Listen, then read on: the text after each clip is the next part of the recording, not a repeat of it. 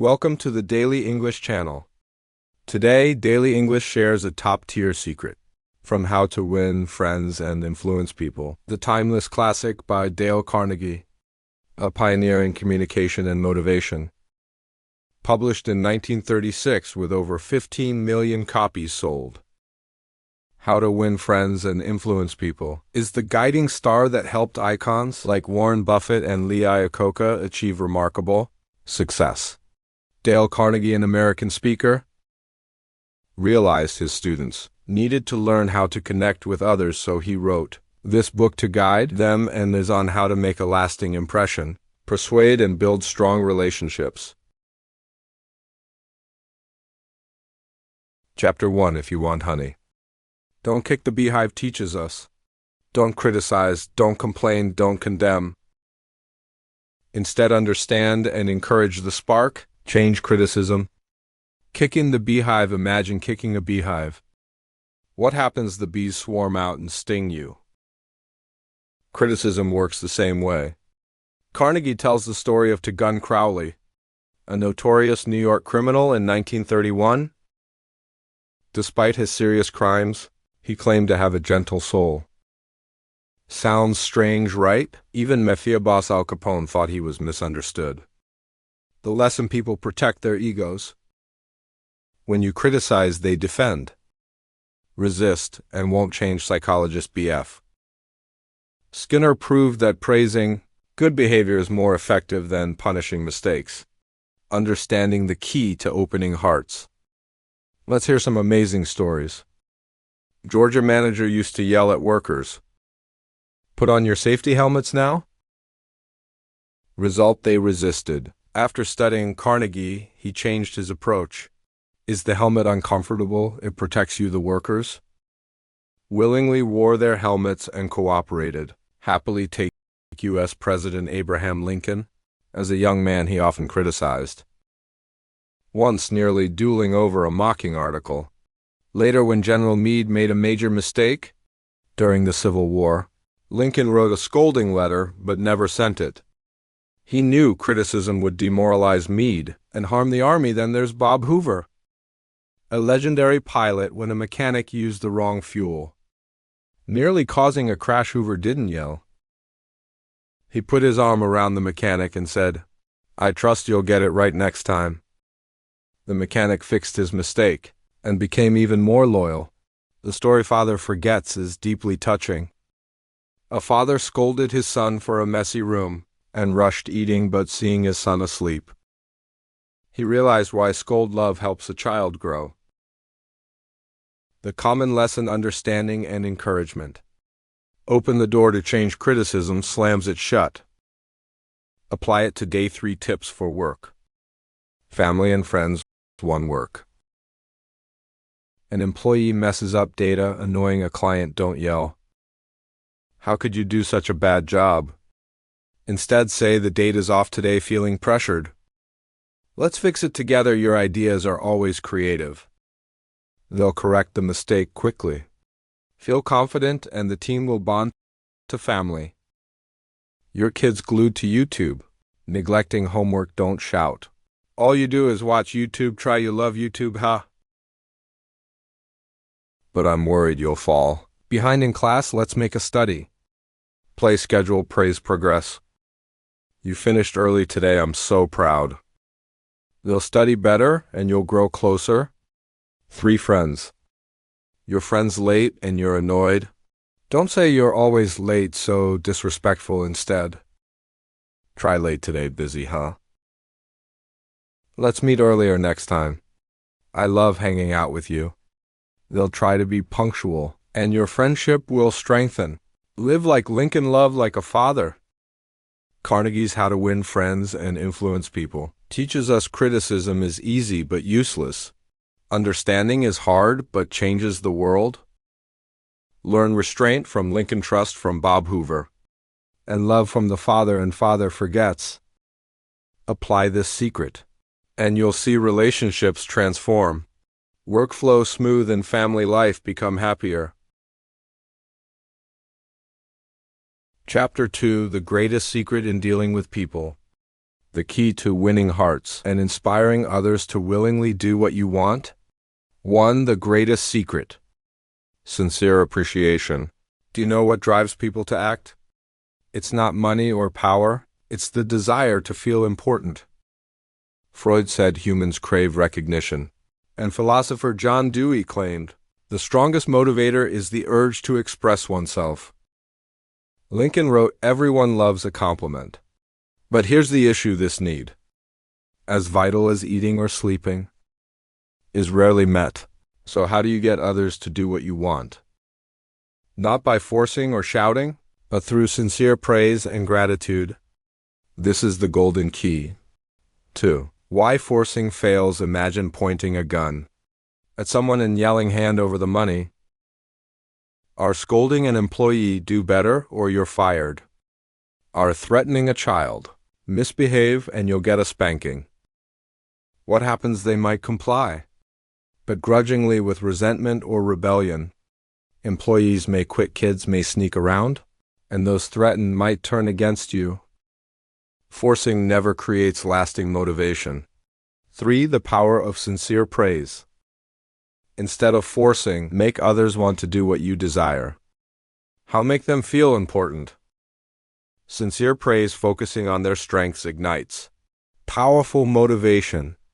For example, Charles Schwab paid $1 million a year wasn't valued for his steel expertise, but for encouraging employees with praise. Carnegie used praise to attract talent, and did you know? A teacher's compliment about his keen ears turned blind boy Stevie Wonder into a music legend? For praise versus flattery. Hold on, praise isn't flattery. Flattery is fake and selfish, like saying, wow, boss, you look so handsome today. Who wouldn't see through that? Since your praise comes from the heart, focusing on real value like, boss, your plan today was so detailed. I learned a lot. Flattery is counterfeit money. Since your praise is pure gold. 5. How to apply it in life. So how do you use this secret? Simple. Stop thinking about yourself. Find the good in others and praise sincerely. Even for small things. A well-timed compliment can change a life. Carnegie said, I only live once. So I'll do something good now. Spread gratitude like wildfire. 6. 3 real-life examples to make it clear. Here are 3 ways to apply this principle at work. An employee submits a late but well-done report. Instead of scolding, say, thank you for this detailed report, it's great. Let's aim for on time next, and it'll be perfect. They'll work harder and stay loyal at home. Your child cleans the house but misses some spots. Say you did a great job, the house looks so much cleaner. Wipe that corner too, and it'll shine, they'll feel proud and improve. With friends, a friend shows off their dance moves. Say, wow, you dance like a pro, I admire your energy. How long have you been practicing? They'll feel valued and your bond will grow stronger. This is the greatest secret of how to win friends and influence people. Since your praise is the most powerful way to motivate and build relationships. Try it today. Find something good in someone, colleague, friend, or family, and praise them from the heart. You'll witness magic unfold. Chapter 3. Rose in others an eager want. If you can do this, the world will follow you. To persuade someone, don't talk about what you want. Focus on what they desire. Carnegie compares this to fishing. You love ice cream, but fish love worms. So do you bait the hook with ice cream or worms? Worms, of course. In life, to get others to do what you want. Talk about what matters to them and show them how. To achieve it, this not only helps you reach your goals, but also builds win-win relationships. 1. Understand their desires instead of imposing. Learn what they want. British Prime Minister Lloyd George stayed in power by meeting others' needs. Or take the maid who lead a calf to the barn by letting it suck her finger. Simple. but it tapped into the calf's instincts to inspire voluntary action. Forcing often fails, but sparking desire works wonders. For example, to stop your son from smoking. Don't ban it. Talk about how smoking could cost him a spot on the soccer team or impressing friends. 3. Empathize with their perspective. Henry Ford said, "Success comes from understanding others' viewpoints. When you see things from their angle, you can get agreement without arguments. For avoid the trap of self-centeredness. Don't just brag about yourself." An ad letter, boasting only about a company's achievements, flopped because it ignored the recipient's benefits. Rewritten to highlight the reader's gains. Like faster shipment, it became a huge success. 5. Create mutual value. Persuasion isn't manipulation when applying for a job. Barbara Anderson didn't talk about her needs, but focused on how she could help the bank grow. Result: 11 banks invited her for interviews. 6. Tap into the desire for self-expression. Everyone wants to shine. A boy who wet the bed stopped when given adult pajamas in his own bed, as he wanted to feel grown up. 7. 3 real-life examples. Andrew Carnegie's clever letter. Carnegie wanted his nephews at Yale to reply to their mother's letters. Instead of demanding, he wrote that he sent each $5, but forgot to enclose the money. Curious, the boys replied immediately. He cleverly sparked their desire for a gift. Stan Novak and his son's kindergarten. Stan's youngest, Tim, hated kindergarten. Instead of forcing him, Stan and his wife played fun games like drawing and singing in front of Tim, making school seem exciting. The next morning, Tim woke up early, eager to join the fun at school. Dale Carnegie's negotiation. When a hotel tripled the rental price for a lecture hall, Carnegie didn't argue. He empathized with the manager's profit pressures, then explained that high prices might leave the hall empty, costing customers and publicity. Result: the manager willingly reduced the increase from 300% to just 50%. Principle 3 of how to win friends and influence people isn't just a persuasion skill, it's the art of understanding and empathy.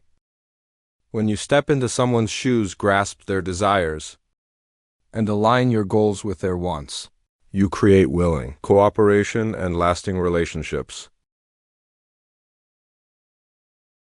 Chapter 4. Genuine concern for others. Chapter 4 emphasizes that genuine interest in others is the key to building lasting relationships, making a positive impression, and achieving success in life. Being self-centered or only thinking about oneself won't lead to true friendships or respect.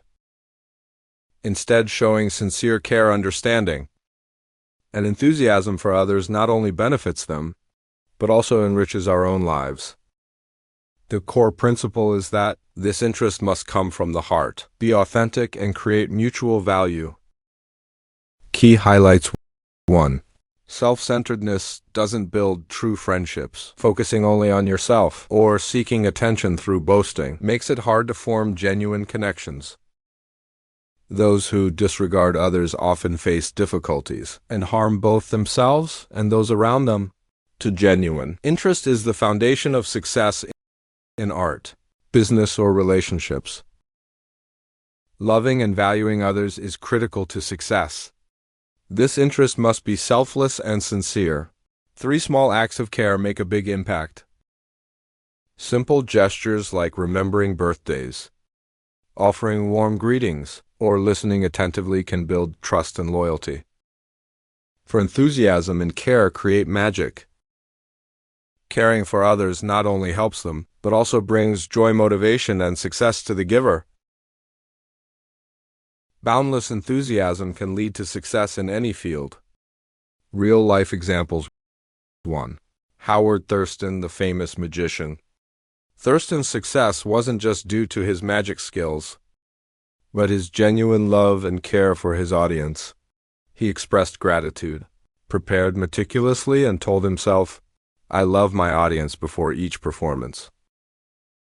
captivating over 60 million people and earning $2 million. 2. Theodore Roosevelt, a humble and approachable president. Roosevelt was beloved for his sincere care for everyone, from servants to gardeners. He remembered their names and asked about their lives, like their pet parrot or cornbread recipe, making them feel valued and earning their affection. 3. Charles Walters, the bank employee in stamp collection. Walters needed information from a difficult manager, but initially failed due to a cold approach. When he remembered the manager's son collected stamps, Walters brought stamps as a gift, instantly creating goodwill as a result. He got all the information he needed and more. Thanks to a small but heartfelt act of care. Conclusion: genuine care shown through small but meaningful actions not only builds relationships, but also creates magic in life, benefiting both the giver and receiver. Chapter 5. Simple ways to make a good impression. A sincere smile is the cornerstone of Chapter 5. Carrying power beyond words, spreading warmth, joy, and deep care. It builds lasting relationships, dissolves tension, and fosters happiness. Driving success in work and life, even in tough moments, a proactive smile can shift moods, cultivate positivity, and create remarkable connections. Core messages. 1. Sparking goodwill. A sincere smile conveys friendliness, making others feel valued and at ease. 2. Connecting souls. A warm smile can ease tension and pave the way for deep relationships. 3. Spreading joy. Smiling triggers positive emotions, helping overcome sadness and fostering optimism. For driving success. A smile creates a great impression in communication and business, making problem-solving more effective. 5. Sharing happiness. A smile enriches the recipient's heart and brings profound joy to the giver. Vivid stories. 1. A child's smile at a vet's waiting room in Missouri.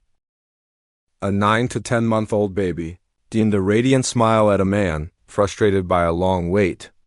His mood lifted and he smiled, that sparking a friendly chat with the baby's mother, warming the room and easing everyone's tension. To Charles Schwab's secret.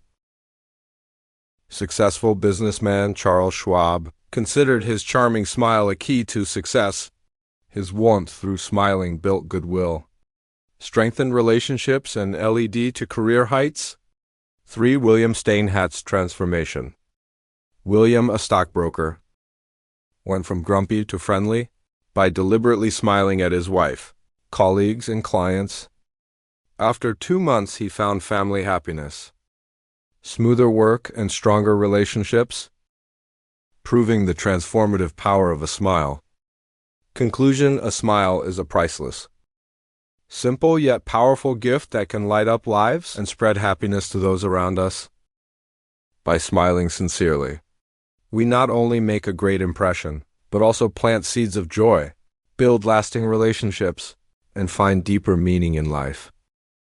Let smiling become a daily habit, a bridge to success and happiness. Principle 5. Smile reminds us that a small act can create profound change. Chapter 6. To keep things going smoothly. Chapter 6 highlights the value of remembering and using someone's name correctly, a simple yet powerful skill for building relationships and winning people over. A person's name is the sweetest, most important sound to them, reflecting respect and genuine care. This skill helped figures like Jim Farley, Franklin Roosevelt, Andrew Carnegie, and Napoleon III achieve remarkable success in politics, business, and leadership. To remember names, focus. Associate with details, repeat and practice regularly. Using names correctly not only makes a great impression, but also builds trust and lasting relationships. Principle 6. Always remember that a person's name is the sweetest, most cherished, and most important sound to them. Core messages. Remembering and using someone's name correctly is a refined communication art that fosters trust, creates deep connections, and strengthens long-term relationships. A name is more than a label. It symbolizes respect, care, and individual value. By paying attention to names, we turn daily interactions into opportunities to make a positive impact, encourage cooperation, and achieve success in politics, business, or social life. 3 key examples. 1. Jim Farley. Farley could recall the names of 50,000 people, a skill that built rapport with voters during Franklin Roosevelt's 1932 presidential campaign. He wrote hundreds of personalized letters daily, starting with Dear Bill or Dear Charles, and remembered details about their families or interests. This care built strong trust, significantly contributing to Roosevelt's victory. To Franklin Roosevelt. Despite his busy role as President, Roosevelt remembered and used the name of a shy mechanic during a Chrysler event to receive a custom car. He shook the mechanic's hand and thanked him sincerely, making him feel valued. This personal care left a lasting impression and fostered loyalty among those around him. 3. Andrew Carnegie. Known as America's Steel King, Carnegie cleverly used names to succeed in business. To secure a contract, supplying steel rails to the Pennsylvania Railroad, he named a major Pittsburgh steel plant the Edgar Thomson Steel Works, after the railroad's president Edgar Thomson. This flattered Thomson, making him feel honored, and led him to favor Carnegie's steel over competitors, securing the contract and strengthening their business relationship. Conclusion: remembering and using names correctly is a refined communication skill with an extraordinary impact across all areas of life. It's a way to show respect, build trust, and create deep connections for lasting success. By investing time and effort to master this skill, anyone can turn daily interactions into opportunities for positive impressions and strengthen relationships. Chapter 7: To become a skillful communicator. Chapter 7 emphasizes the art of listening as a key to becoming a skilled communicator. Listening is not just staying silent, it's giving genuine attention with ears, eyes, mind, and heart to understand and value the other person. Active listening builds relationships, resolves conflicts, and makes others feel respected, creating a positive impression.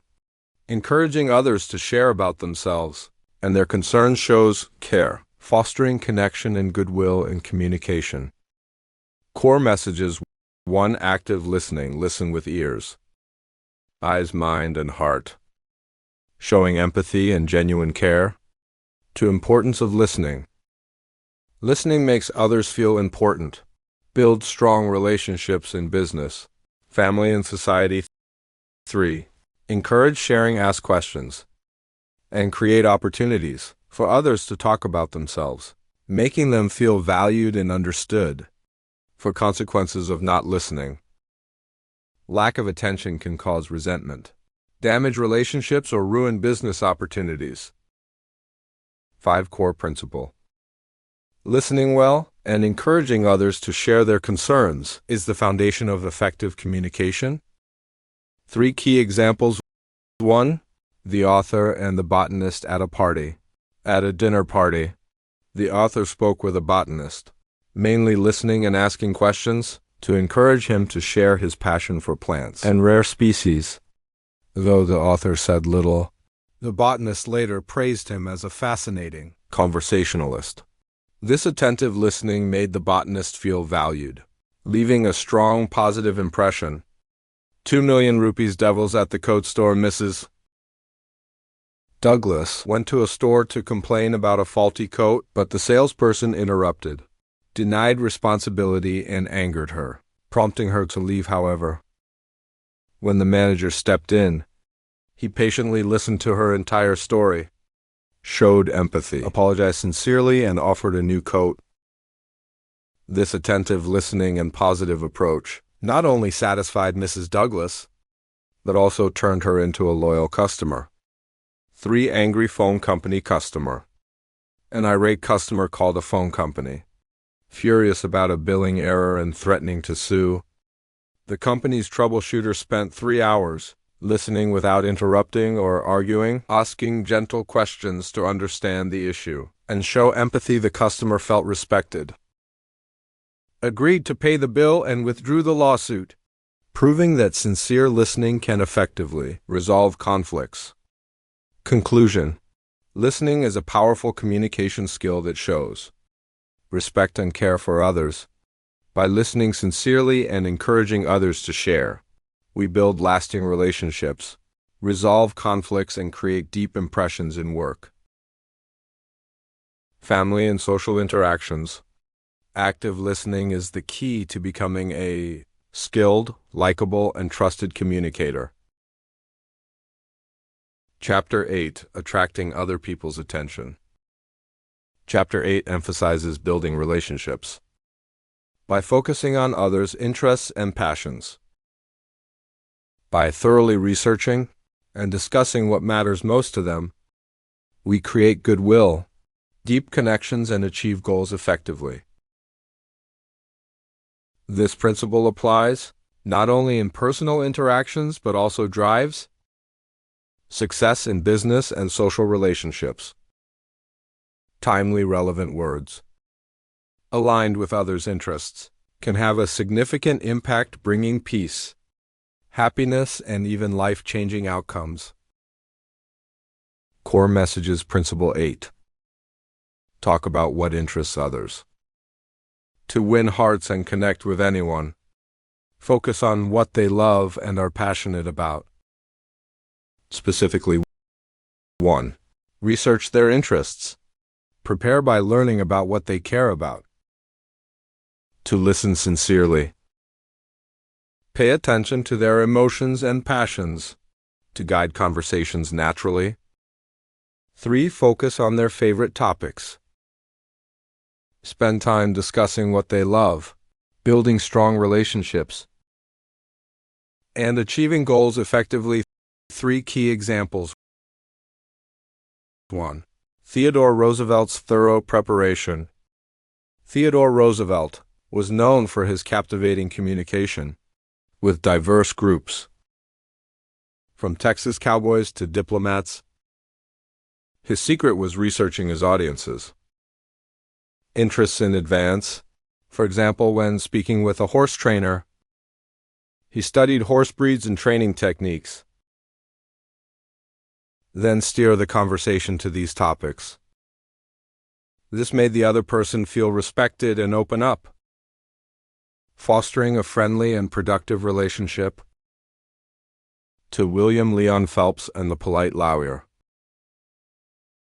As an 8-year-old, William Leon Phelps was thrilled when a New York lawyer visited and discussed ships, a topic the boy loved. Though the lawyer knew little about ships, he enthusiastically agreed to make the boy happy. After he left, Phelps was amazed to learn the lawyer wasn't interested in ships, but wanted to delight him.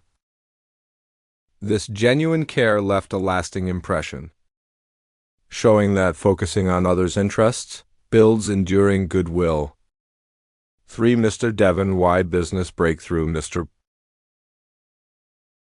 Devon Y. tried for 4 years to sell bread to a New York hotel, without success. After changing tactics, he learned the hotel owner was passionate about the American Hotel Men's Association, where he served as president. In their next meeting, the Vernoy focused on the association, sparking an enthusiastic 30-minute conversation. This built goodwill, and days later, he secured a bread supply contract, proving that focusing on others' passions can yield remarkable results. Conclusion: the principle of talking about what interests others is key to building lasting relationships and achieving communication success. By sincerely researching, listening, and focusing on others' passions, We create deep connections and unlock unexpected opportunities. A well-timed, empathetic word can bring happiness and even transform lives. Make every conversation a chance to strengthen bonds and create meaningful value. Chapter 9. Make people like you instantly. Chapter 9 of How to Win Friends and Influence People emphasizes a core communication principle. Always make others feel important. This is the key to creating goodwill, building friendships, and gaining cooperation. It taps into a deep human need to be recognized, praised, and valued. When you sincerely show appreciation, you bring joy, foster deep connections, and drive positive change for both parties. Core messages. Treat others the way you want to be treated by sincerely acknowledging others' values. You create lasting relationships, happiness, and success in communication. One power of sincere praise. A simple, heartfelt compliment can transform someone's mood and attitude. Recognizing their value boosts confidence and respect, fostering positive relationships. To golden rule of communication. Making others feel important is a principle endorsed by philosophers and thinkers across centuries. It's the foundation of effective interpersonal skills, building strong relationships and avoiding conflict.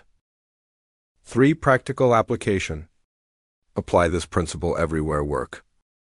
Family social interactions.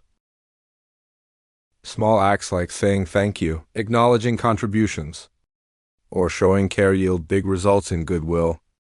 For importance of sincerity, fake praise or flattery doesn't work. Appreciation must come from keen observation and genuine care to create deep, lasting connections.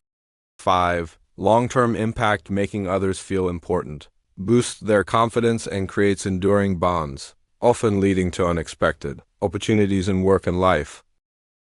3 key examples. 1. Praising the post office clerk's hair at a post office.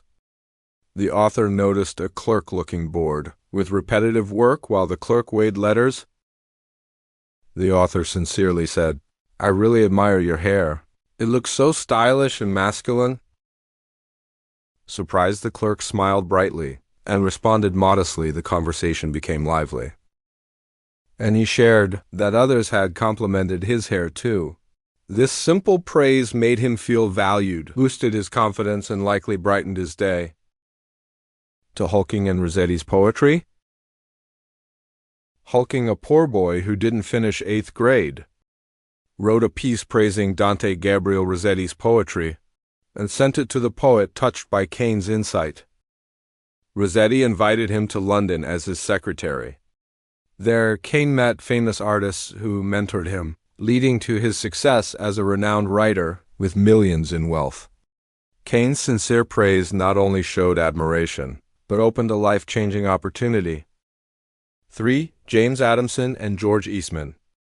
When James Adamson met George Eastman to pitch chairs for his projects, he sincerely complimented Eastman's office.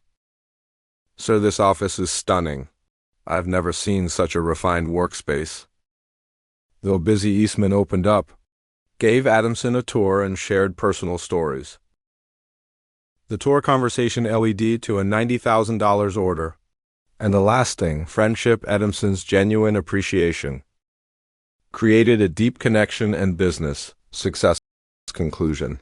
The principle of sincerely making others feel important is key to building meaningful relationships and succeeding in communication. By genuinely recognizing others' value, you bring them joy and motivation while enriching your own life. Apply this principle in work, family, and social interactions to become a likable, respected person who creates positive change. Chapter 10. No argument. Chapter 10 of How to Win Friends and Influence People emphasizes a core communication principle. Avoid arguments at all costs. Arguments harm others' pride, rarely resolve issues, and create tension and distance in relationships. Instead of proving you're right, focus on listening, empathizing, and finding common ground to build goodwill and cooperation. This principle maintains harmony, strengthens relationships, and achieves effective communication. Core message is the best way to resolve an argument is to prevent it from happening. Instead of arguing to win, choose understanding, respect, and harmony to create lasting relationships. 1. Consequences of arguing. Arguments often lead to undesirable outcomes. Whether you win or lose, you risk losing goodwill and respect. Winning an argument can hurt someone's pride, making them angry or distant. 2 lessons from avoiding arguments. A story from a London dinner party shows that proving someone wrong doesn't help. It only causes discomfort and damages relationships. Listening and preserving others' dignity is wiser. 3. Practical application instead of confronting. Acknowledge others' views. Find common ground and show respect. This diffuses tension and fosters cooperation, as seen in how Patrick J. O'Hare turned a critic into a buyer by avoiding an argument. For wise approach, tips from bits and pieces. Accepting disagreement, controlling emotions. Listening first and admitting mistakes. Prevent arguments and build bridges of empathy, turning adversaries into friends. 5. Importance of humility and empathy. Thinkers like Ben Franklin and Lincoln stress that arguments don't resolve conflicts. Only tolerance and understanding bring reconciliation and connection. 3 key examples. 1. London dinner party. At a party celebrating pilot Ross Smith, the author argued with a guest about a quote's origin. There's a divinity that shapes our ends. Refuse them how we will. The guest claimed it was from the Bible, but the author insisted it was Shakespeare's and tried to prove it. His friend Frank Gaymond, a Shakespeare expert, signaled him to stop, later explaining that arguing was unnecessary, caused discomfort, and risked the relationship, while staying silent would have preserved harmony. 2. Patrick J. O'Hare and a potential customer. Patrick, a white motor truck salesman, once argued fiercely when a customer said, "White trucks are no good, I'd rather buy Hoos." Previously, he'd counter by highlighting Hoos's flaws, making the customer defensive. After learning to avoid arguments, he responded, "I agree. Who makes quality trucks with a reputable company and great service?" This disarmed the customer, opening the door for Patrick to highlight White's strengths, ultimately winning the sale and becoming a top salesman. 3. Frederick S. Parsons and the tax inspector. Tax consultant Frederick Parsons argued with an inspector over a $9,000 revenue item he deemed uncollectible and non-taxable. The inspector insisted on taxing it, and the argument made him more stubborn. Parsons shifted tactics, saying, "I admire your expertise. My tax knowledge comes from books, not the real-world experience you have in this challenging job." This flattered inspector, who opened up about his work and family. 3 days later, he agreed to waive the tax, achieving Parsons' goal without further argument. Conclusion. The principle of the best way to resolve an argument is to prevent it, which is a guiding star for harmonious relationships and successful communication. Instead of winning debates, choose listening, empathy, and respect to maintain goodwill and cooperation. Apply this in work, family, and social interactions to become a wise, likable communicator who creates positive outcomes. Chapter 11. Respect other people's opinions. The core principle of Chapter 11 in How to Win Friends and Influence People is respect others' opinions and never say you're wrong. Directly criticizing or dismissing someone's opinion not only hurts their self-esteem, but also provokes resistance, making them cling more tightly to their views. Instead, approach conversations tactfully and openly, admitting you might be wrong and encouraging constructive dialogue. This resolves conflicts, builds strong relationships, fosters agreement, and promotes effective cooperation. Core Messages, Chapter 11. Highlights that people are often driven by emotions, pride, and ego, making it hard to change their opinions. Even the brightest minds like Theodore Roosevelt admitted they weren't always right. Saying you're wrong triggers defensiveness, wounds pride, and ruins persuasion chances. Dale Carnegie recommends a diplomatic approach. 1. Admit your potential error. Phrases like "I could be wrong" or "let's look at this together." 2. Reduce tension and open dialogue. 2. Respect their opinions. Instead of rejecting, ask questions and gently guide them to see the issues themselves. 3. Create a collaborative atmosphere. Being open and sincere encourages others to be receptive and willing to change. Philosophers and figures like Socrates, Galileo, and Benjamin Franklin emphasized humbly guiding others to discover truth rather than imposing views. This approach works in personal interactions, business, and social relationships. 3 key examples. 1. Harold Rankin, Dodge salesman in Billings, Montana. Harold used to handle customer complaints, aggressively sparking arguments and losing goodwill. 2. After learning to respect opinions, he changed his approach when a customer complained. He said, "We might have made a mistake in your case. Could you share your perspective?" This calmed the customer, encouraged rational discussion, and led to cooperation. Many thanked him and referred friends, boosting his dealership's success in a competitive market. To Mr. S., young lawyer at the U.S. Supreme Court. During a case, Mr. S. publicly corrected a Supreme Court justice who misstated a Navy law restriction, saying, "Sir, there's no such restriction in Navy law." Though legally correct, his blunt criticism embarrassed the justice, who rejected his argument, leading to a lost case. Mr. S.'s failure to respect the justice's opinion cost him the opportunity to persuade the court. 3. V. Crowley, lumber salesman in New York. Crowley used to argue fiercely with customers over lumber quality, causing financial losses. After adopting the new principle, when a customer rejected a lumber shipment, he asked why they thought it was substandard, emphasizing he respected their decision. Through friendly questions and gentle explanations, he helped the customer realize their error, leading them to accept the full shipment and pay in full. Conclusion: respecting others' opinions is key to building lasting relationships and achieving consensus.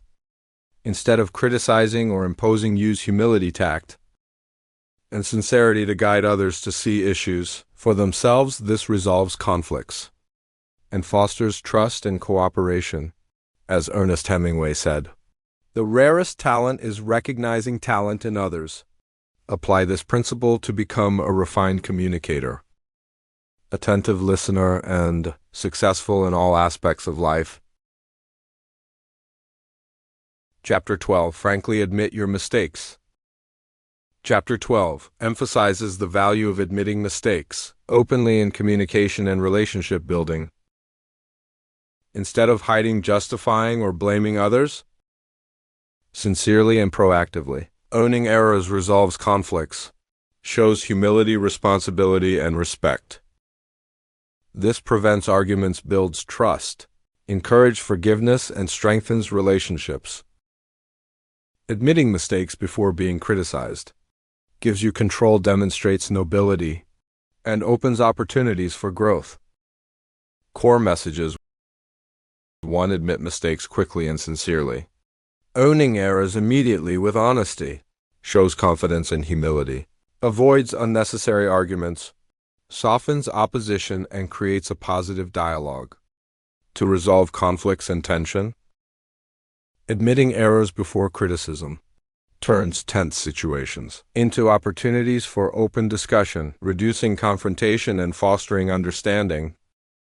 3. Build trust and goodwill. Sincere admissions make others feel respected, encouraging forgiveness goodwill, and stronger relationships. For improved self and relationships.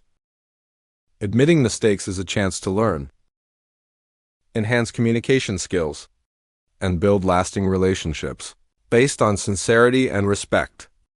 3 key examples. 1. Dale Carnegie and his dog Rex. Carnegie let his dog, Rex, run free in a park without a muzzle, violating local rules. When caught a second time by a policeman, instead of arguing or justifying, he admitted his mistake too, agreed with the officer's stance, and expressed regret for breaking the rule. This sincerity shifted the officer's tone from stern to friendly, even suggesting Carnegie could let the dog run if he wasn't seen. To Ferdinandi, Warren and the difficult client, advertising expert Ferdinandi. Warren faced a client who harshly criticized a flawed ad design. Instead of defending or excusing, Warren admitted the mistake, expressed embarrassment for not meeting expectations, and committed to fixing it. This sincerity turned the client's anger into empathy, leading to a lunch invitation, praise for Warren's work, and a new order. 3. General Robert E. Lee at Gettysburg. After the disastrous defeat at Gettysburg, in the Civil War, General Robert E. Lee didn't blame his subordinates or circumstances. He publicly took full responsibility, saying, "This is my fault. I alone caused this defeat." This noble act maintained his soldiers' respect and loyalty, cementing his legacy as an exemplary leader. Conclusion: admitting mistakes isn't a weakness. It's a sign of confidence, humility, and responsibility. Owning errors before criticism diffuses conflict, builds trust, and creates opportunities for growth and stronger relationships. This principle encouraged sincere, proactive communication, turning negative situations into chances for connection and development. Be brave enough to say "I was wrong," as it's the first step to fixing, learning, and building lasting bonds based on respect and understanding. Chapter 13, Sweetness and Communication.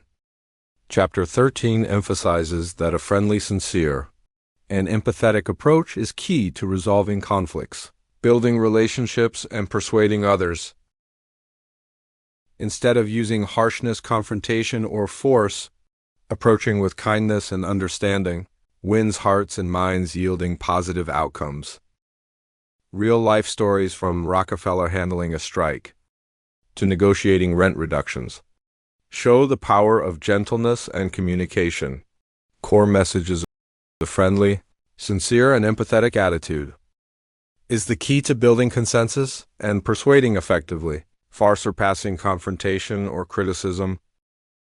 Rather than using harshness or pressure, a gentle, respectful, and understanding approach touches hearts, opens minds, and drives positive change in thoughts and actions. A drop of honey, kindness and compassion resolves conflicts, builds lasting relationships, and delivers exceptional results in communication and negotiation. 3 key examples. 1.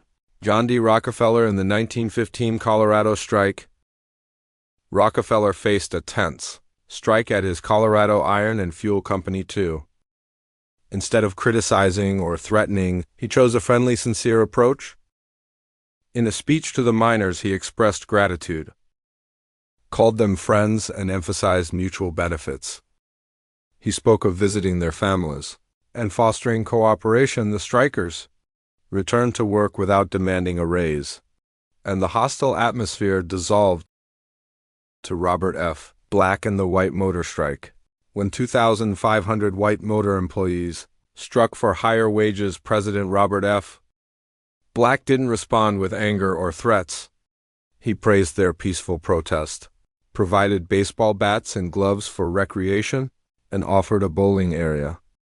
This friendliness made the strikers feel respected, leading them to clean the factory and end the strike peacefully within a week. 3. Old Straub's rent negotiation. Engineer Old Straub wanted to reduce rent from a notoriously tough landlord who faced frequent tenant complaints. Knowing others failed by arguing, Straub used friendliness. He sent a polite letter stating financial difficulties and his intent to leave when the lease ended, but expressing a desire to stay if the rent was lowered.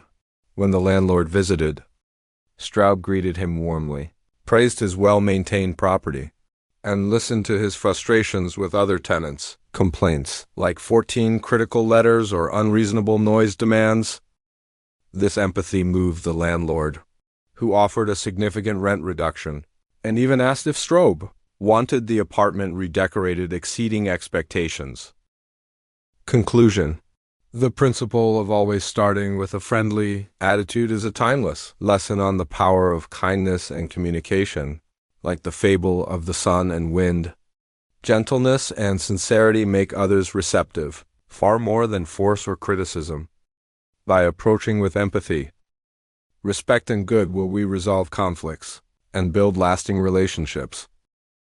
As Lincoln said, a drop of honey catches more flies than a gallon of gall. Apply this in all aspects of life for remarkable results. Chapter 14, Socrates' Secret. Chapter 14 emphasizes the art of persuasion by eliciting yes responses from the start. Instead of beginning with disagreement, find common ground that both parties agree on, guiding them towards shared goals through various methods. This leverages a psychological principle.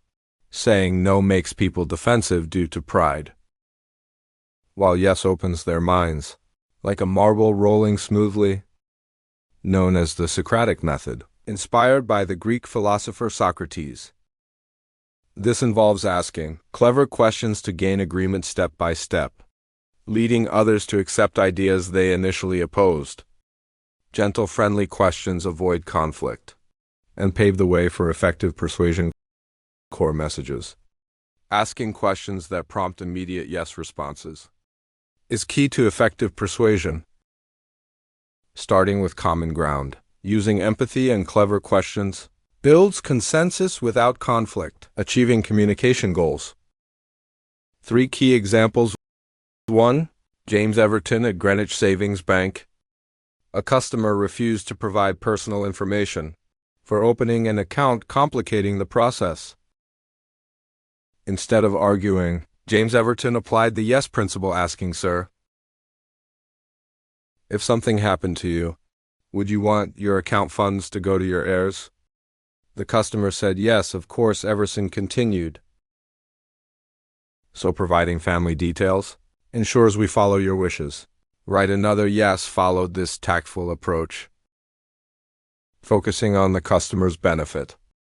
Secured the information and led to an additional trust account for the customer's mother. To Joseph Allison at Westinghouse.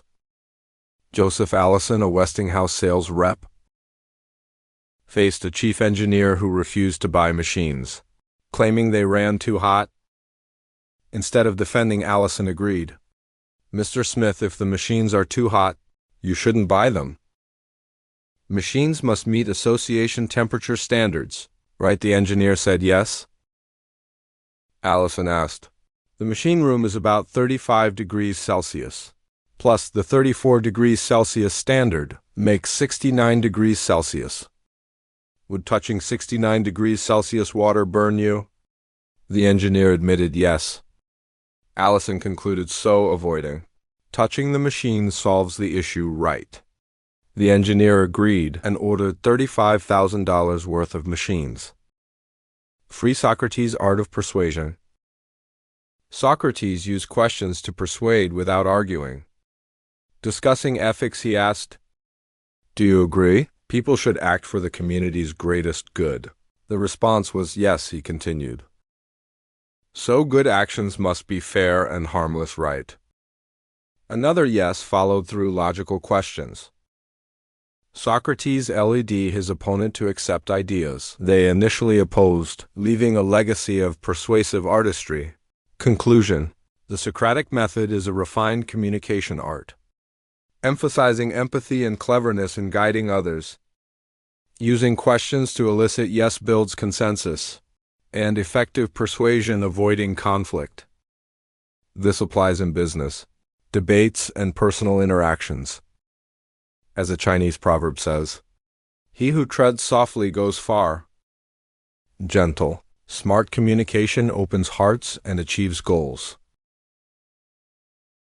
Chapter 15 Wisdom when facing confrontation. The core principle of Chapter 15 is to let others feel they own the conversation. Instead of talking about yourself or imposing opinions, listen, encourage sharing, and show genuine interest in their thoughts and feelings.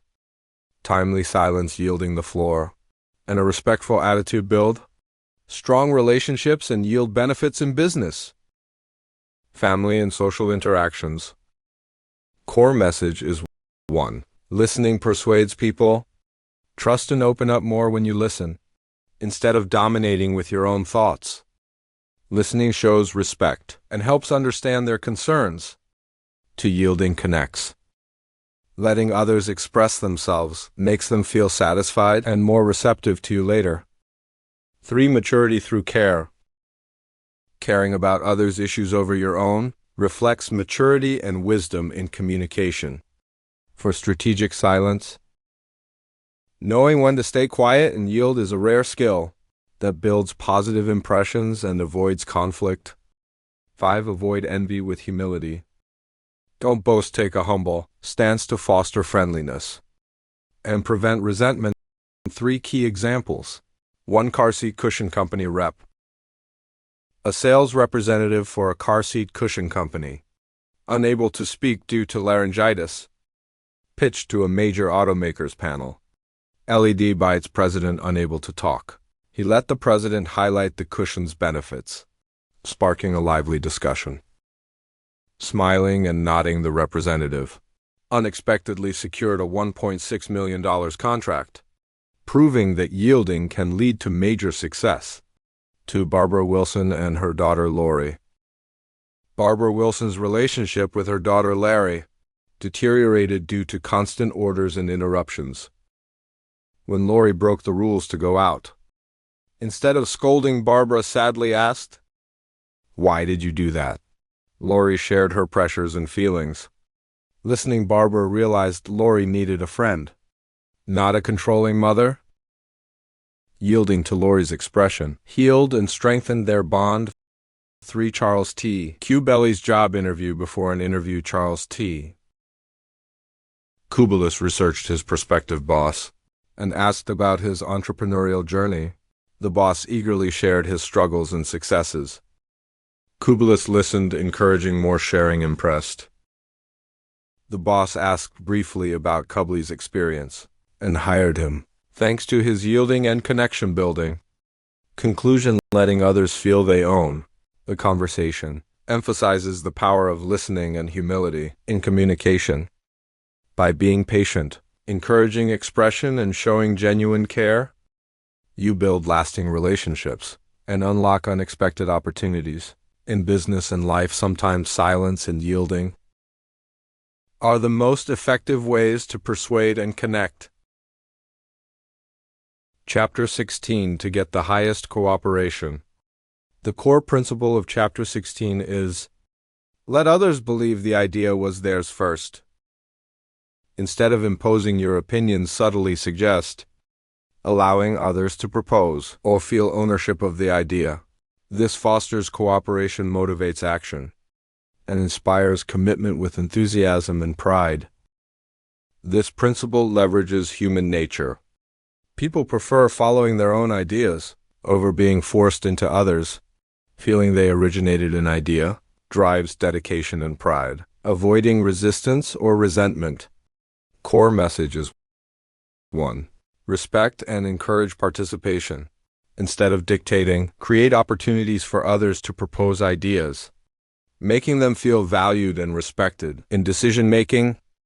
2. Boost motivation and cooperation. When others believe they initiated the idea, they act with responsibility and enthusiasm, as if it feels like their own. 3. Versatile application. This works in business politics.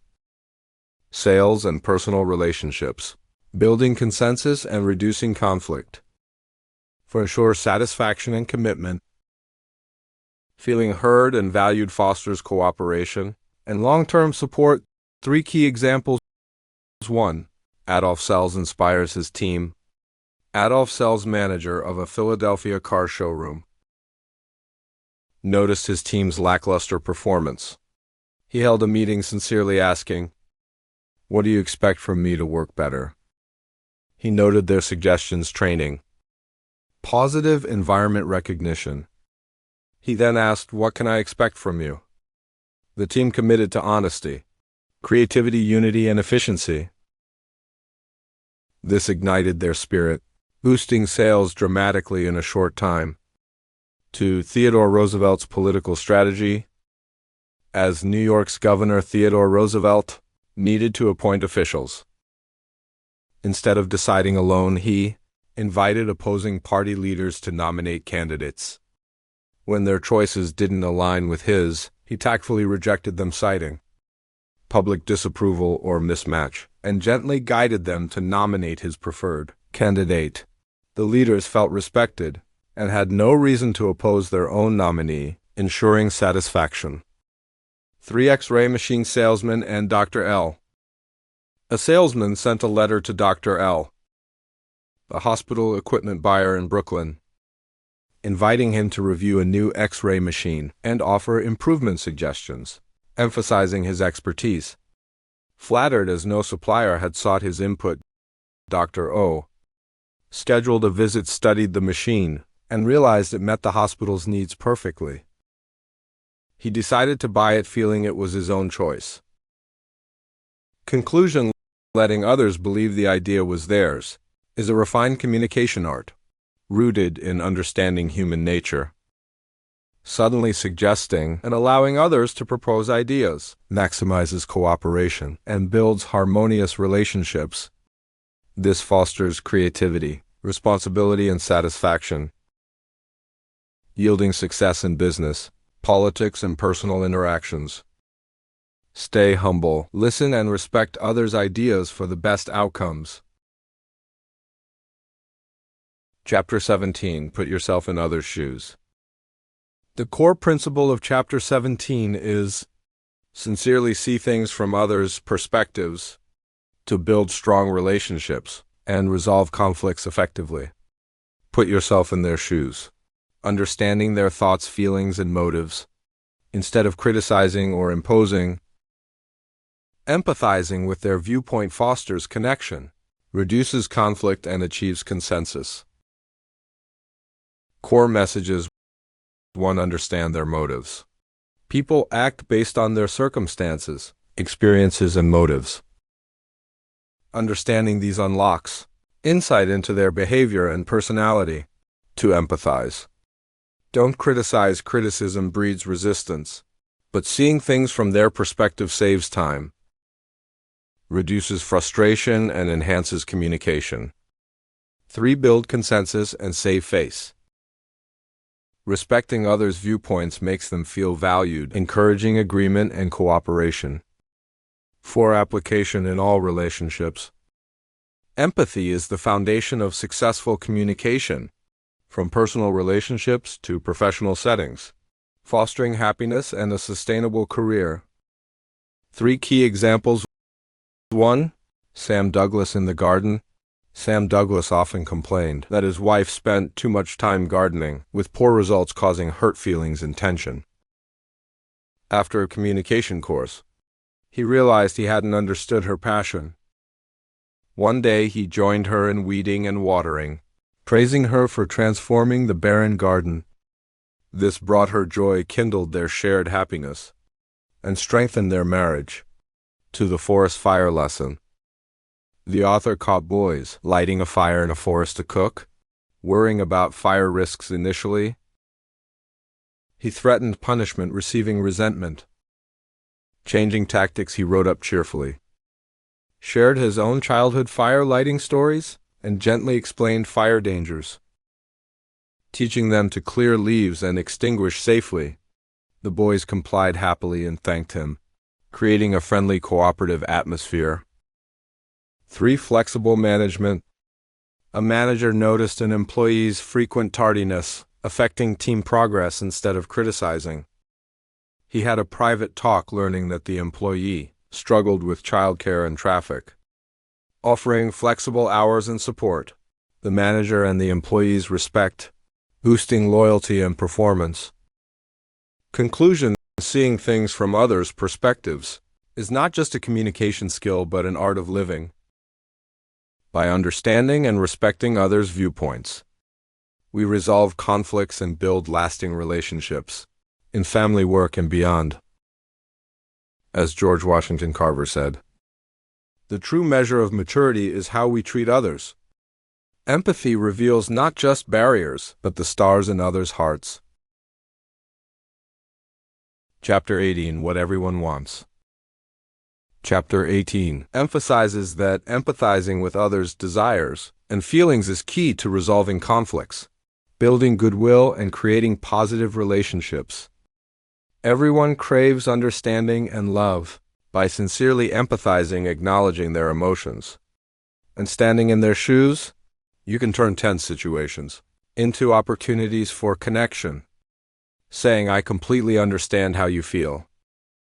I'd feel the same in your position," diffuses arguments, reduces hostility, and opens hearts. Core messages: place yourself in others' positions to understand their emotions and motives. Empathy resolves conflicts, fosters mutual respect, and builds lasting relationships by fulfilling the deep human need to be understood and valued. 3 key examples. 1. Dale Carnegie and the critical letter. During a radio broadcast, Carnegie mistakenly said, "Louisa May Alcott lived in Concord, New Hampshire instead of Massachusetts." A Massachusetts woman sent an angry letter about her hometown pride. Instead of arguing, Carnegie called her, sincerely apologized, and said, "I understand why you feel this way. I'd be proud of my hometown too." She apologized for her harsh tone and sought to connect with him, turning conflict into friendship. 2. President Taft and the ambitious mother. A Washington mother lobbied for her son's government appointment, but President Taft chose another candidate based on qualifications. She wrote criticizing Taft for ignoring her election support. Taft replied gently, "I deeply understand a mother's disappointment when seeking the best for her son. The decision was based on job needs, but I hope your son achieves great success." This calmed her anger, as she and her husband attended a White House event. Positively. 3. Jay Mangum and the hotel manager. Jay Mangum, an elevator maintenance rep in Tulsa, needed to shut down a hotel's elevator for 8 hours. The manager, concerned about guest inconvenience, wanted only 2 hours. Mangum said, "Mr. Rick, I understand your concern for your guest's experience. We want to support you, but insufficient maintenance now could cause longer disruptions later." Empathizing with the manager's concerns and explaining long-term benefits, Mangum secured their approval. Avoiding conflict. Conclusion: empathy is humanity's universal language, resolving conflicts, building trust, and fostering affection. By stepping into others' shoes, you meet their need to be understood, creating lasting relationships. A touch of care, an empathetic look, or a sincere word leaves a profound impact, turning disagreements into connections. Chapter 19. Inspire the Noble. Chapter 19 explores the art of inspiring positive action and building lasting relationships by appealing to noble motives. Dale Carnegie notes that people act based on 2 motives, real reasons often hidden, driven by personal gain or private motives, and noble reasons, publicly stated to maintain honor or a positive image. Instead of using pressure, criticism, or confrontation, acknowledging and appealing to noble motives, like self-respect, honor, or goodwill, encourage positive behavior, fostering mutual respect, trust, and enduring relationships.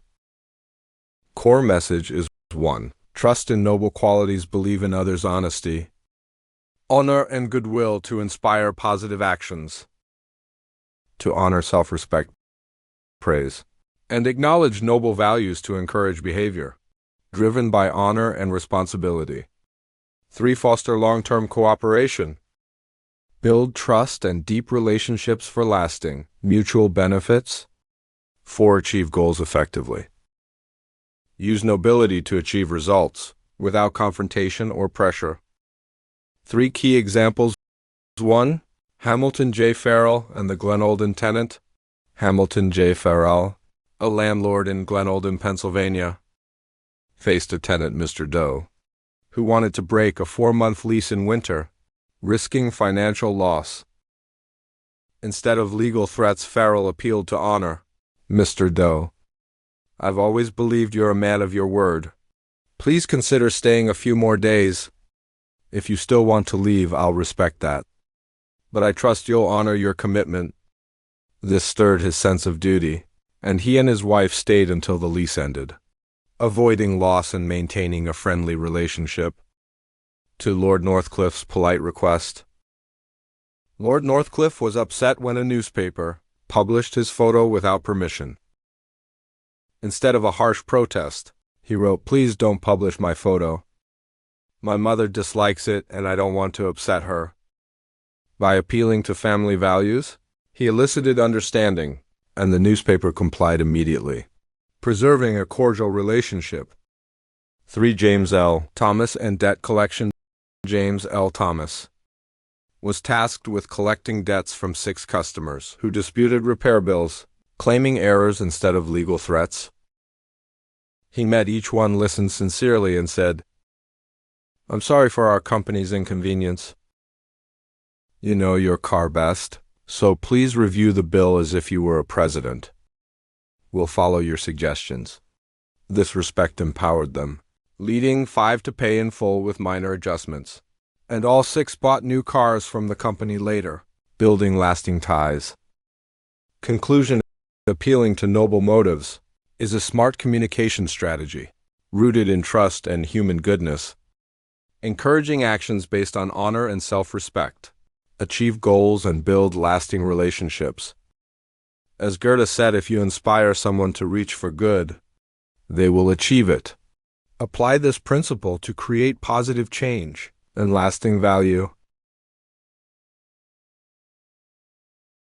Chapter 20. Presenting the problem vividly. Chapter 20 emphasizes that to capture attention and persuade, present ideas vividly and engagingly, not with dry words. Using visuals, actions. Our creative approaches makes messages compelling, clear and memorable. Examples like a newspaper debunking rumors with a book, a salesman using coin sound, or an employee creatively approaching a busy boss, highlight this method's power in business advertising, education, and personal communication. Core messages, presenting ideas vividly, is key to capturing attention and persuading. This includes 1. Create engagement. Use visual sounds or actions to make messages instantly compelling. To spark interest. Creative presentations ignite curiosity, encouraging further exploration.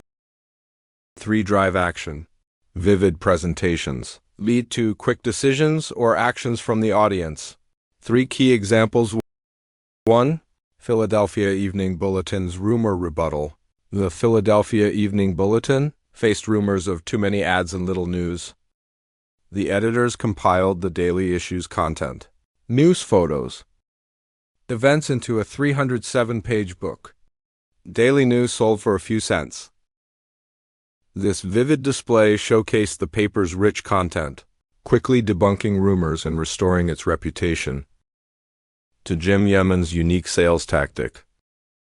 Jim Yemen's an NCR salesman in Richmond, Virginia, wanted a store owner to replace a faulty cash register, causing delays and errors.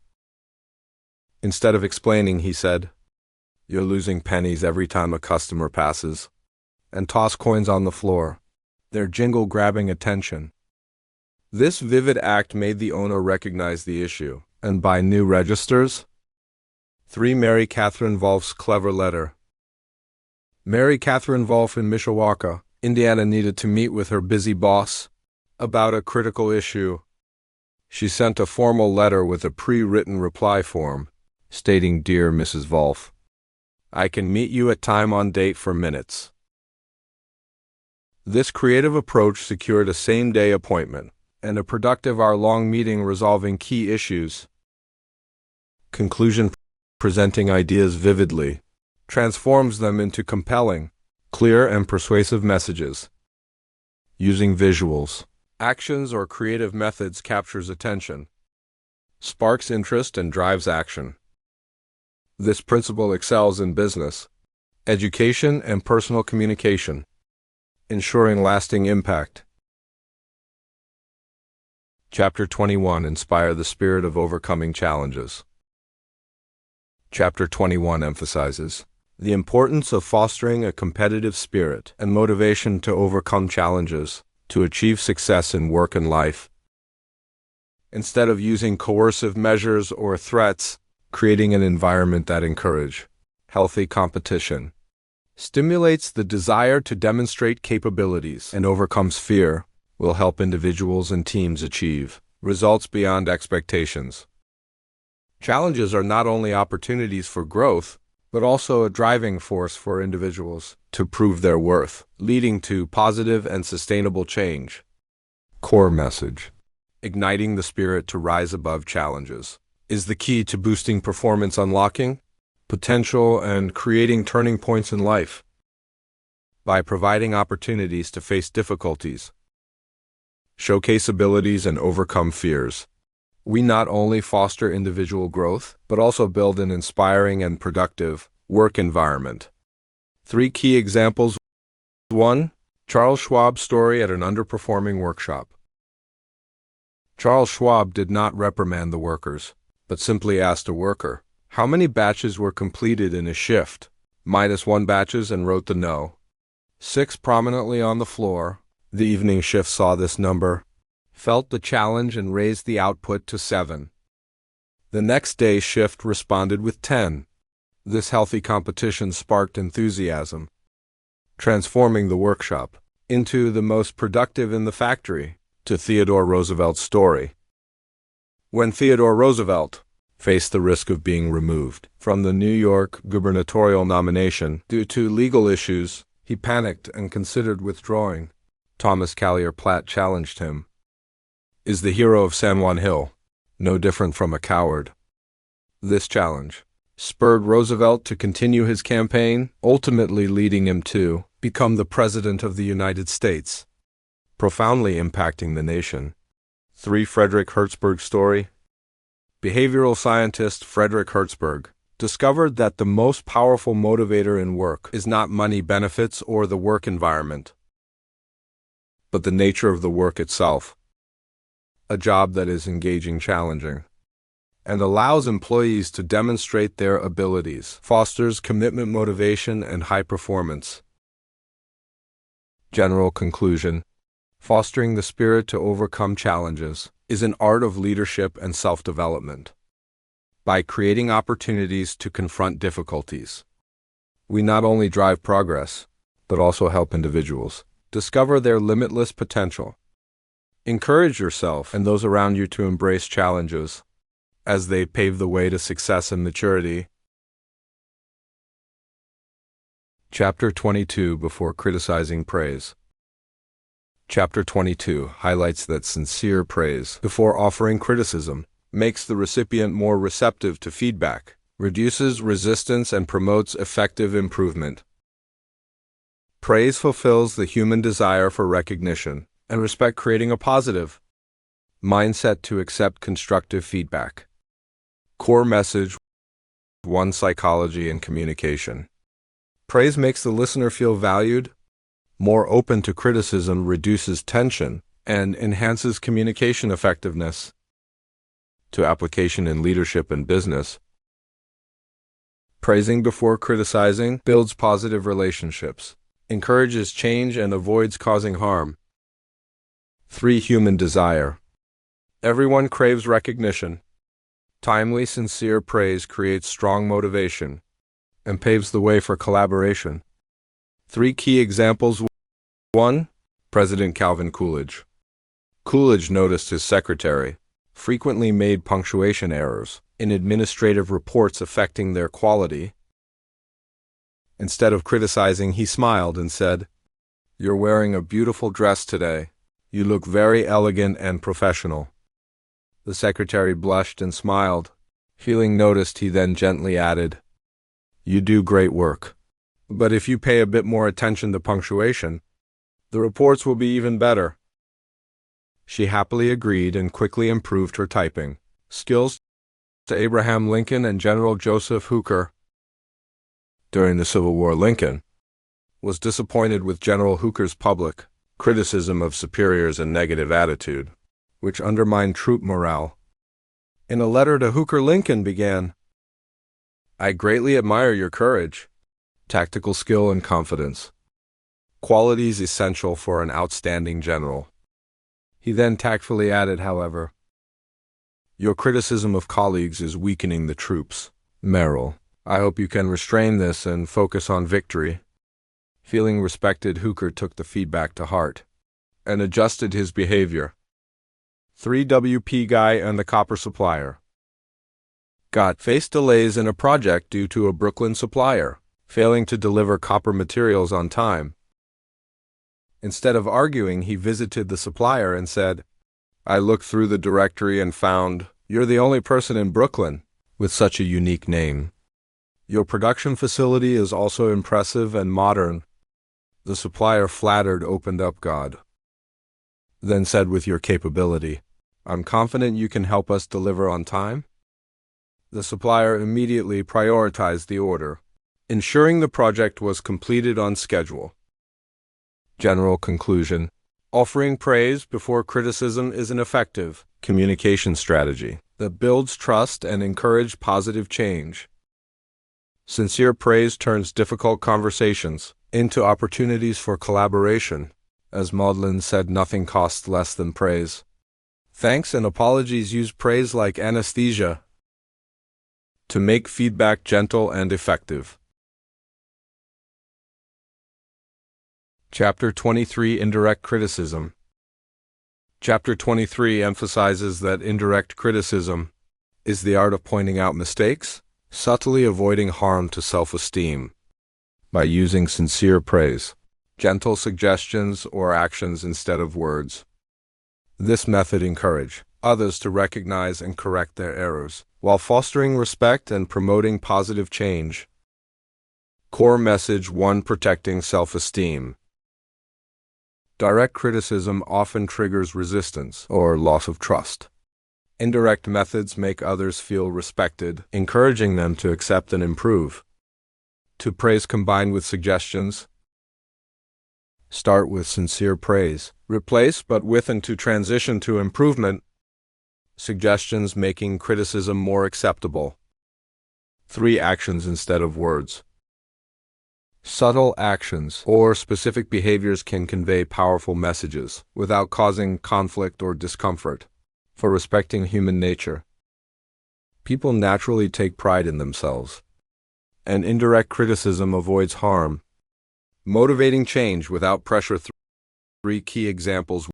1. Charles Schwab and the smoking workers.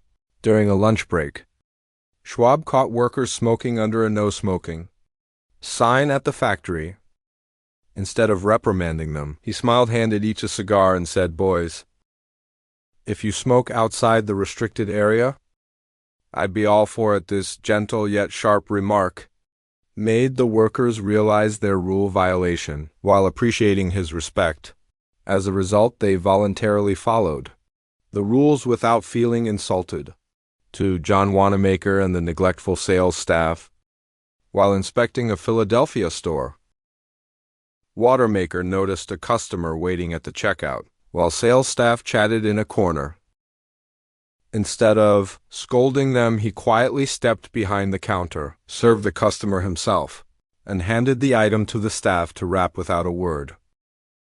This action clearly communicated their responsibility, prompting the staff to recognize their lapses and improve their work attitude without public criticism. 3. March Jacob and the messy construction workers. When construction workers left the yard, littered with wood scraps, after work, Marge Jacob didn't complain directly. Instead, she privately met the foreman and praised him. "I really appreciate how you keep the front flower bed clean. The neighbors love it too." This implied a desire for the entire yard to be tidy. The foreman understood, and from then on, the workers cleaned up daily, keeping her yard neat without further prompting. General conclusion: indirect criticism is a smart communication skill that corrects mistakes while preserving others' self-esteem and motivation.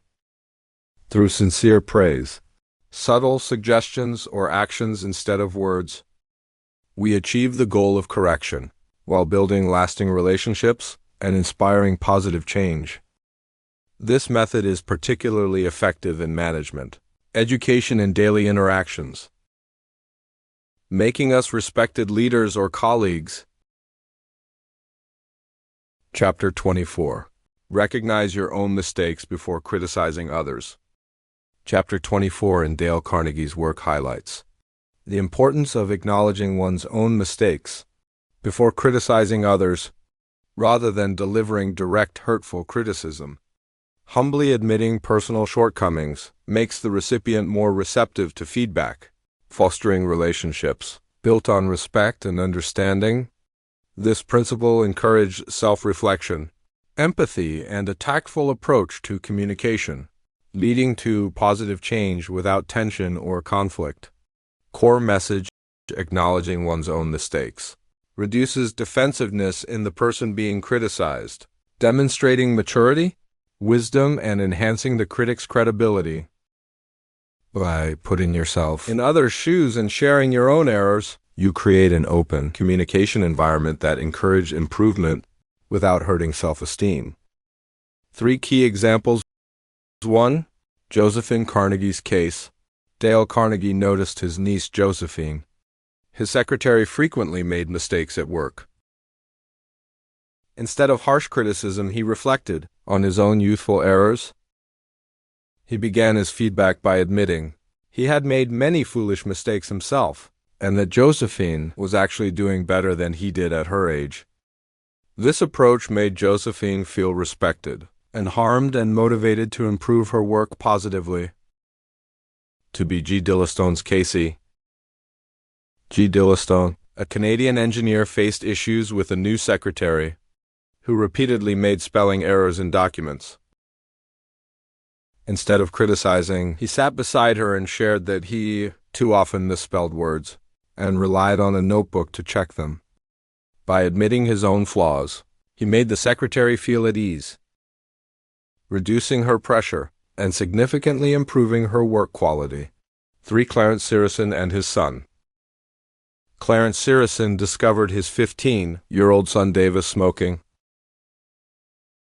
Instead of forbidding or threatening him, he shared his own story of smoking from a young age and unpleasant consequences like chronic coughing.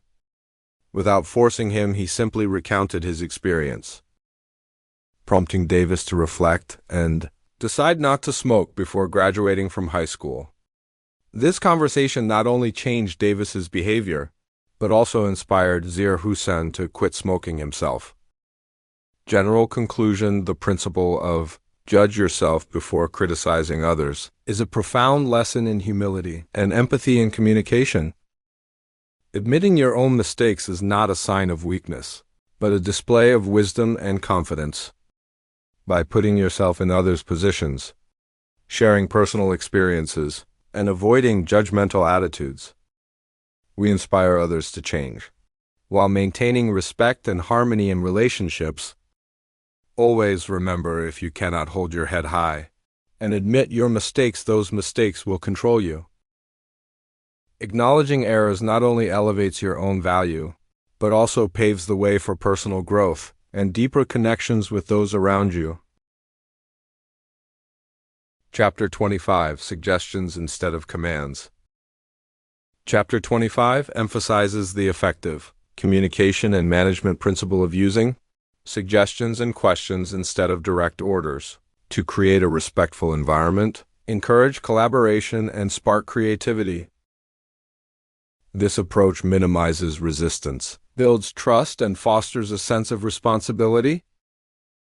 Rather than imposing, suggestions make people feel valued, willing to correct mistakes, and eager to contribute positively. Core message using suggestions instead of commands is a powerful communication and leadership strategy that one builds mutual respect. Suggestions make recipients feel valued, avoiding feelings of being controlled or belittled. 2. Sparks creativity and responsibility. Involving others in decision-making motivates them to contribute ideas and take initiative. 3. Reduces conflict and resistance. Gentle guiding words instead of demands prevent tension or dissatisfaction. 4. Creates a collaborative environment. Suggestions foster teamwork, aligning everyone toward common goals positively and sustainably. This method not only addresses immediate issues, but also builds long-term relationships, enhancing performance and workplace cohesion. 3 key examples. 1. I&D Young in guiding an employee. When O&D Young, a renowned leader, noticed errors in an employee's financial report, instead of ordering "fix it now," he asked, "Do you think we should review these figures to ensure they're accurate? Is this the best way to present them?" These questions made the employee feel their opinion was valued, prompting them to review the errors and suggest improvements. The result was a better report, and the employee felt respected and eager to collaborate long-term. To the teacher in the misparked car. At a vocational school in Wyoming, a student parked their car blocking the classroom entrance, causing inconvenience. Instead of shouting, "Move your car now," the teacher smiled and asked the class, "Did anyone park in the walkway? Moving it to the lot would make access easier. What do you think?" The car's owner immediately apologized and moved it, feeling unoffended. The class also learned to follow parking rules, maintaining a positive and cooperative atmosphere. 3. In McDonald in the large order. In McDonald, a factory manager in South Africa faced a large order exceeding production capacity. Instead of mandating overtime, he gathered the workers and said, "This order is critical, but time is tight. What can we do to meet the deadline?" The workers suggested flexible shifts and a production process improvement. Feeling involved in the decision, they worked enthusiastically, completing the order early with high quality. General conclusion: the principle of suggest instead of command is a leadership art that fosters relationships built on respect and collaboration. By asking questions and offering suggestions, leaders not only solve problems but also ignite creativity, responsibility, and teamwork. This approach creates a harmonious work environment, reduces conflict, and drives sustainable results. Applying this principle inspires and guides teams to achieve goals humanly and effectively. Chapter 26. Save face for others. Chapter 26 underscores the importance of preserving others' dignity as a key principle in communication and leadership, demonstrating deep respect for their self-esteem and worth instead of criticizing, scolding, or publicly embarrassing others. Preserving dignity requires tact, empathy, and finesse in behavior. This approach maintains positive relationships, encourages collaboration, and fosters growth, while protecting the integrity of both parties. Conversely, thoughtless criticism or public shaming can lead to severe consequences, such as eroded trust, reduced performance, and loss of talent. Core message: preserving others' dignity reflects understanding and humanity, requiring careful consideration of words and actions to protect their self-esteem. By acting with respect, empathy, and tact, we avoid harming others, build trust, inspire motivation and cultivate loyalty, creating a harmonious and effective work environment. Conversely, disrespecting others' self-esteem can cause deep psychological harm, weaken relationships, and hinder collective progress. 3 key examples. 1. Charles Steinmetz at General Electric. Charles Steinmetz, a brilliant electrical engineer, was unsuitable for a leadership role at General Electric. The company faced the challenge of reassigning him without hurting the sensitive and valuable employees' self-esteem. Instead of firing or publicly criticizing him, the leadership created the title Consulting Engineer for Steinmetz, allowing him to continue his research while appointing another leader. This solution kept Steinmetz satisfied, enabling him to contribute fully without feeling disrespected, showcasing tactful handling of dignity. To the incident at Fred Clark's company in Harrisburg, Pennsylvania. During a meeting, a vice president aggressively questioned a production foreman intentionally, exposing his mistake in front of colleagues. When the foreman dodged the question to save face, the vice president angrily accused him of lying. This public humiliation not only embarrassed the foreman, but also destroyed their previously good working relationship. Consequently, the skilled foreman lost motivation, left the company, and thrived at a competitor's firm. This example illustrates how failing to preserve dignity can lead to talent loss and long-term organizational harm. 3. In Amazon's first marketing project. Early in her career at a canned food company, Anna Mazzoni was tasked with implementing a marketing test for a new product. She made a serious error, requiring the entire experiment to be redone, and failed to inform her boss before a meeting. Fearing criticism, she briefly explained her mistake and committed to redoing the project. Instead of scolding or shaming her publicly, her boss thanked her effort, affirmed his confidence in her abilities to the team, and noted the mistake was due to an experience. This respect fueled Anna's determination to prove herself, demonstrating the power of preserving dignity. General conclusion: preserving others' dignity is a communication art, requiring understanding, compassion, and tactful behavior. A respectful action or encouraging word can make a significant difference, igniting motivation and building lasting relationships.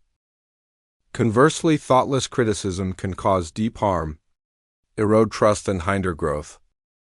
As Antoine de Saint-Exupéry said, "To injure a person's dignity is a crime. Always act with respect and empathy to protect others' self-esteem, fostering a positive, harmonious, and effective work environment." Chapter 27. Encourage others. Chapter 27 emphasizes the importance of sincere praise and encouragement in fostering progress and positive change in others.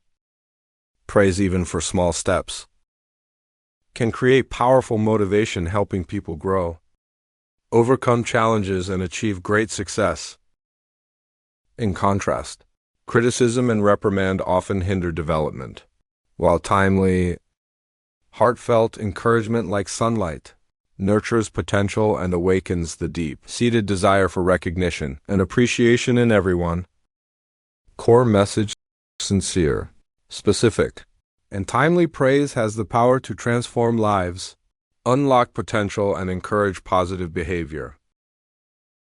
Instead of criticizing, use encouragement to drive growth, as everyone needs recognition and appreciation to rise. 3 key examples. 1. Enrico Caruso, from criticized boy to great singer. Enrico Caruso, a 10-year-old working in a Naples machine shop, dreamed of becoming a singer, but was told by his first singing teacher that his voice sounded like a frog's croak. However, his uneducated, impoverished mother tirelessly encouraged him, believed in him, and sacrificed to support his music studies. Her sincere encouragement helped Russo overcome self-doubt, leading him to become the most renowned opera singer of his era. Her praise was the driving force that turned his dream into reality to Charles Dickens. From shoe polish factory to literary giant, Charles Dickens, a young man in London, faced poverty, lacked confidence, and was repeatedly rejected by publishers. Having slept in warehouses and worked grueling hours in a shoe polish factory, he nearly abandoned his writing dreams. But a single piece of praise and recognition from a publisher, even with a mere shilling payment, changed everything. This acknowledgement reignited his belief in his talent, propelling Dickens to become one of the world's greatest writers. 3 H.G. Wells, from shop clerk to million-dollar author. H.G. Wells, a boy toiling in a dry goods store, felt despair and loathed his job. After confiding in his former teacher, he received encouragement that he was intelligent and deserved better opportunities. This sincere praise and support inspired Wells to start writing, leading him to become the author of numerous best-selling works earning millions. Timely encouragement completely transformed his future. General conclusion: sincere praise and encouragement are the keys to unlocking potential and driving progress in others. Even a simple word, when heartfelt and well-timed at the right moment, can create profound changes, helping people overcome obstacles and achieve extraordinary success. Use praise as a powerful tool to nurture positive behavior, build confidence, and create lasting value in life. As Dale Carnegie said, all potential blossoms in praise and withers in criticism. Chapter 28. Give others pride. Principle 28, drawn from the philosophies of Dale Carnegie and Johann Wolfgang von Goethe, emphasizes the power of praise and awakening potential and encouraging positive change in others. By treating someone as if they already possess admirable qualities, we motivate them to act in ways that live up to those expectations. Sincere praise is not just recognition but a catalyst that helps people unlock their hidden virtues, change their behavior, and even shape their lives. Core message: sincere, constructive praise can awaken the best qualities in a person, motivating them to strive to become their better selves. By expressing faith in others' potential and acknowledging their strengths, we boost their confidence and inspire them to live up to those expectations. 3 key examples. 1. Marie's transformation from Cinderella to Lady. In My Memories with Mother Link, Georgette LeBlanc describes Marie, a servant nicknamed Dishwasher Marie, due to her lowly job and unattractive appearance. Cross eyes and bow legs one day, LeBlanc praised her. Marie, you have many charming qualities. This praise, like a ray of light, helped Marie recognize her worth. She began caring for her appearance, gained confidence, and transformed into a radiant woman. 2 months later, she was engaged to the head chef's nephew, proudly declaring, "I will become a lady." The praise reshaped her destiny. To Martin Fitzhugh's thoughtful letter. Dentist Martin Fitzhugh in Dublin received complaints about an unclean mouthwash dispenser in his clinic. Instead of scolding Bridget, the cleaner who came twice weekly, he wrote a letter thanking her for her excellent work and suggested she spend extra time cleaning items, offering additional pay the next day. The clinic sparkled, everything spotless. Despite Bridget not working extra hours, his praise and trust inspired her to go beyond expectations, proving her worth. 3. Tommy's transformation under Ruth Hopkins. Ruth Hopkins, a 4th grade teacher in Brooklyn, faced Tommy, a notorious troublemaker who bullied peers and defied teachers. Noticing his quick learning, she praised him. "Tommy, you're a talented leader. I believe you'll make our class outstanding." This inspired Tommy to change his attitude, becoming disciplined and cooperative. He worked hard to lead the class to be the best in the 4th grade, proving himself worthy of her trust. The praise shaped the 9-year-old's character. General conclusion. Principle 28 highlights: That praise is not just a tool for encouragement, but a way to awaken hidden potential in others. When we believe in and recognize someone's value, they strive to prove themselves worthy. Use praise sincerely and tactfully to inspire others to become their best selves. As Dale Carnegie said, if you want to encourage something in someone, act as if that trait is already their outstanding quality. Chapter 29. Give way to others to correct mistakes. Chapter 29 emphasizes that encouragement, belief, and a positive approach can ignite motivation, helping individuals surpass their limitations and achieve remarkable progress. Conversely, negative criticism can extinguish motivation and stifle potential. Encouragement not only inspires, but also helps people discover and develop their hidden abilities. As Galileo said, we cannot teach anyone anything. We can only help them discover what lies within them. Core message 1. Encouragement ignites motivation. Praise and believe in others' abilities, even before they recognize them, can inspire effort and overcome challenges. 2. Negative criticism hinders progress. Harsh words like stupid or clumsy eroded confidence. 3. Demotivating and impeding growth. 3. Uncovering hidden potential. 3. Encouragement helps individuals recognize and harness latent abilities, turning the seemingly impossible into reality. 4. Positivity fosters growth.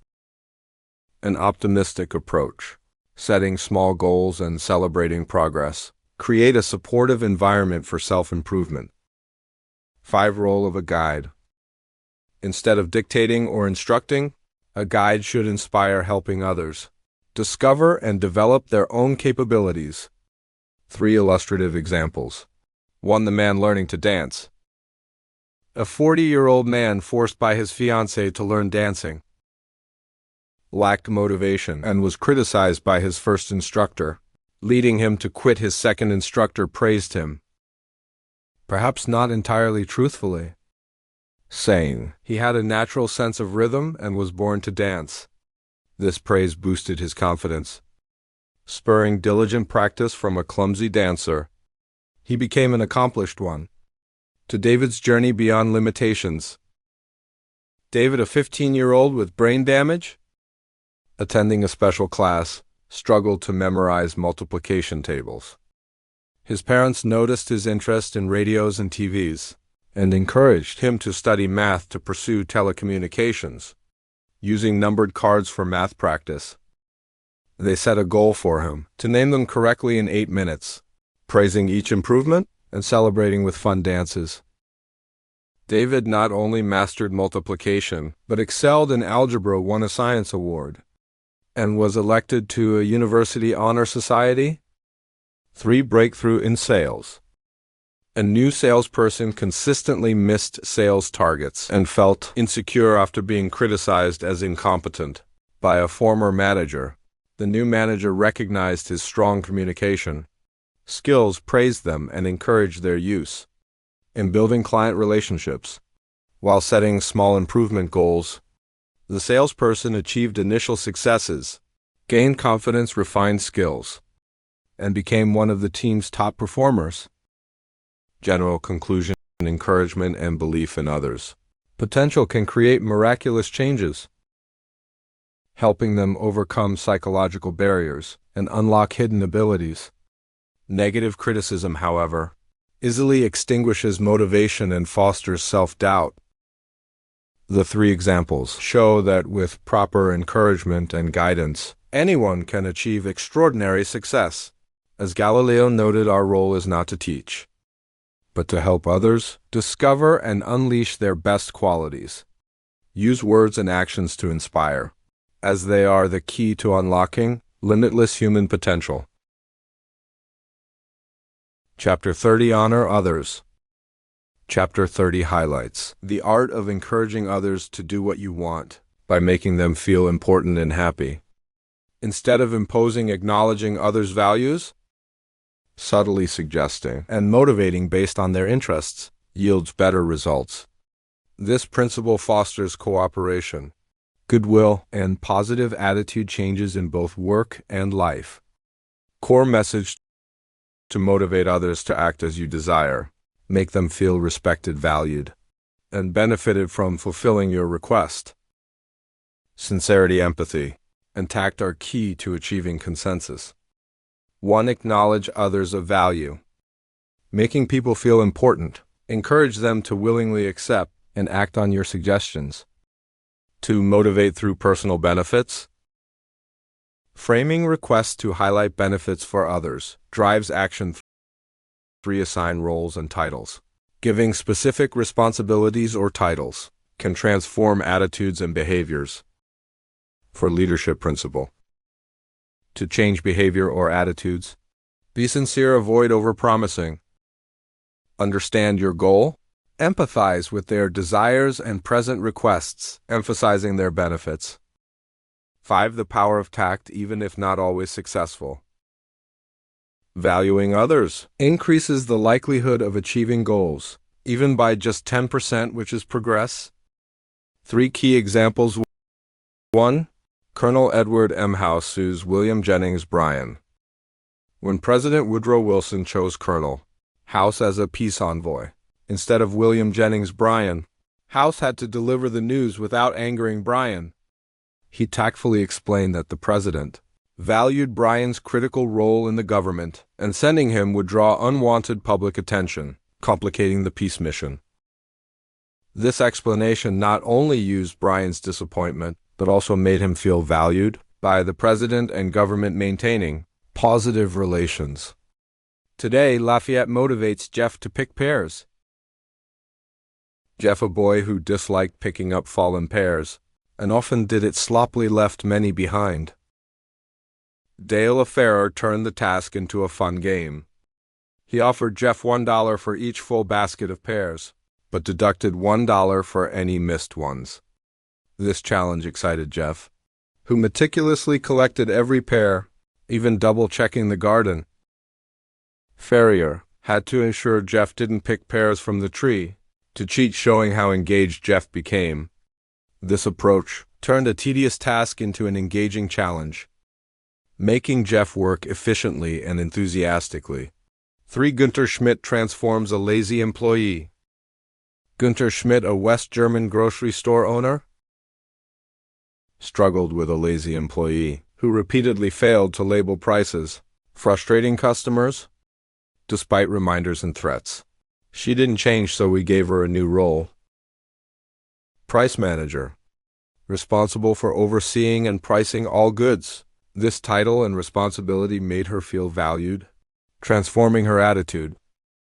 She worked diligently, ensuring all products were properly labeled, improving customer experience and store efficiency. General conclusion: making others feel valued and happy. To fulfill your wishes is an art, requiring sincerity, empathy, and tact. By emphasizing their value, benefits, and responsibilities, you achieve goals while building positive relationships. As Dale Carnegie emphasized, the most important task of humanity is to live and bring moments of peace and happiness to ourselves and those around us. Applying this principle with persistence inspires and creates positive change in all aspects of life. How to Win Friends and Influence People is not just a book, it's a journey that helps us master the art of communication and touch the hearts of others. Dale Carnegie's principles, such as listening sincerely, giving timely praise, and making others feel valued, are the keys to building lasting relationships and achieving success in life. Apply these lessons to every conversation and daily interaction. A genuine smile, a thoughtful question, or a moment of silence to truly listen can make a tremendous difference. Remember, success doesn't come from what you say, but from how you make others feel valued. Thank you for joining us at English Every Day. Keep following our channel to discover more exciting tips to not only excel in English, but also in connecting with others. Don't forget to like, share, and subscribe so you won't miss any videos. See you in the next episodes.